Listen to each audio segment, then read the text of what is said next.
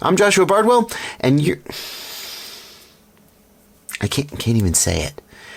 I'm really struggling to get this review out because the product I'm reviewing is okay. It deserves a good review, but there's like 2 other products out there that are way better and cheaper, and that's kind of all I want to say about it. So, stay tuned.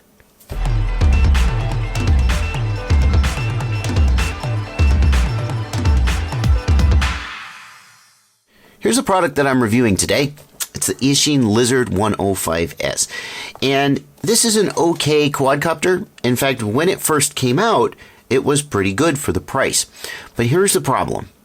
Today, we have 2 other really spectacular quadcopters in the same sort of size class and in the same price range. One of them is actually way cheaper, that are so freaking good that they kind of just kicked everybody else out of the market, and metaphorically speaking, and those are the ones you should go buy. But I really want to give this a fair shake because I posted on my Facebook and I said basically that, and I said I'm not even sure I should review this, and a few people said, oh, I've been actually waiting for your review to decide if I should get this. So I was like, well, okay. For those of you who are waiting to hear what I think of the Eachine Lizard, I'm going to put this review out there so you can go ahead and basically not buy it and buy something else instead. But here's the review of it. I feel so cheap doing that. Like it's such a lazy thing to do. I worry that you'll think, oh, sure, yeah, but it's the truth. It's the truth. Here's the deal with this quad. Let's get it out of the box, shall we? It's a decent enough quad.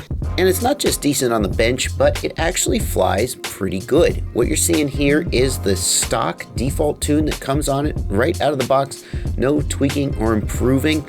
I'm not pushing it too hard in terms of like acro flying. I find it doing things like coming down out of a power loop or recovering from a snap roll is really where these micro quads struggle the most.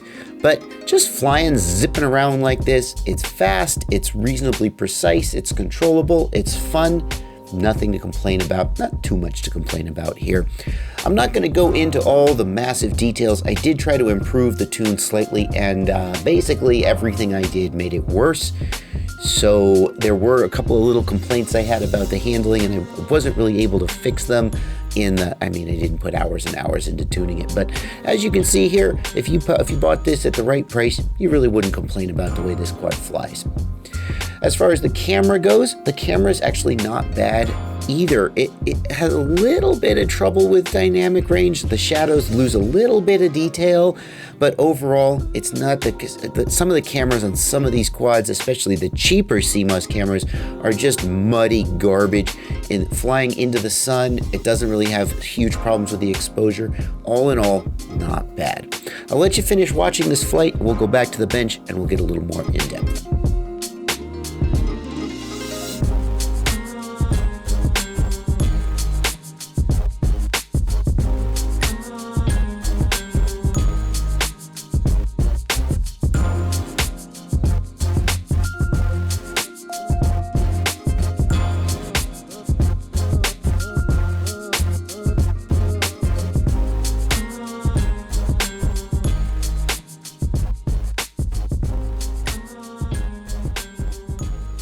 The frame is very similar to the Korea Rhea. I think it's called a Tiki frame. It's got vertical arms and it's got all these metal parts very similar to like a Korea Rhea. So it's really ripping off the Korea Rhea. If it's not, where's the line between cloning and inspiration? I don't know. But the first thing I thought when I saw this quad was, what's the freaking point? Because the Korea Rhea Talon and the other Korea Rhea frames take advantage of the vertical arms to reduce air resistance drag.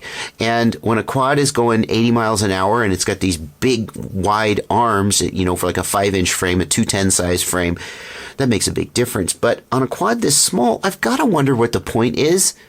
It seems to me like weight is way bigger of a factor than wind resistance on a quad this size. It's not going to be going as fast, and even when the arms are flat, they're a lot smaller, so there's a lot less surface area. And weight-wise, it comes in at 87 grams. That's with props, but no but no battery. Whereas if we compare it to, let's see, what do I got just sitting around? Here's the Babyhawk-R with 2-inch props, 88 grams, almost the exact same weight. That Babyhawk is not known for being ultra light. It comes in, it's heavier than it needs to be. That's my point. I didn't actually know how I was going to compare to the Babyhawk. I thought it might be lighter. Oh, anyway, it's heavier than it needs to be, and that's my point. I think you could build just as good a quad without all these metal pieces and in normal arms. But hey, whatever. Okay, so you got vertical arms. Maybe you think that's a big deal. Maybe you make the argument that with as little thrust as you've got coming from these motors, not blocking the thrust column with a horizontal arm matters a lot. Okay, you could sell me on that. The flight controller has a soft-mounted gyro, and that's pretty cool. And it's got actually a high-def CMOS camera here. This is a control board, and you can see a ribbon cable right here running up to the camera.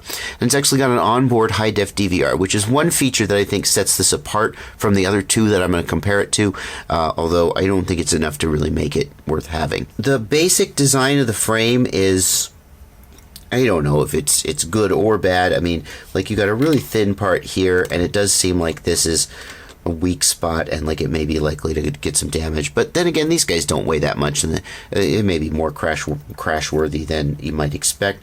It's hard to judge. And to be honest with you, like I said, I haven't put a ton of time into thinking about it, because at the end of the day, if you compare the flight performance of the Lizard to that of the Emax Babyhawk-R or the Diatone GT-R90, these two guys just destroy it. And feature-wise, these two guys are as good or better, except for that the Lizard has the high-def camera with the onboard DVR. But here's the thing. The Babyhawk-R is about $130, and the Diatone GT-R90 is about, I think it's $170, $180. And the Lizard is, right now it's on sale for about $160. There's just no world in which I would ever tell you to buy this Lizard for $160. If you want to spend that much, get the Diatone GT-R90. It flies amazing. It has a TBS Unify, a real legit TBS Unify, 800 milliwatts if that's what you want. Has an F4 processor, has smart audio for remote, has all the bells and whistles, $180. And Babyhawk, freaking $130 last I checked. It doesn't have smart audio. You have to push button change, but it flies great.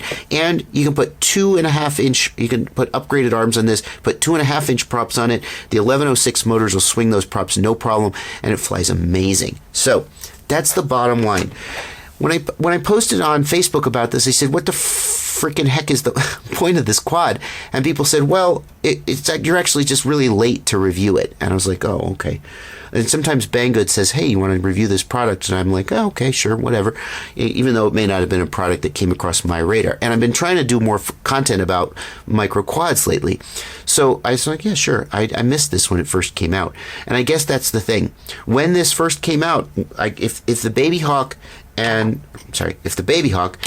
the Diatone didn't exist, this might be a compelling buy for the price. But right now, in a world where they do exist, it's just not worth even thinking about. So now, go watch my review of these guys and decide which of them you want to go buy. Happy flying.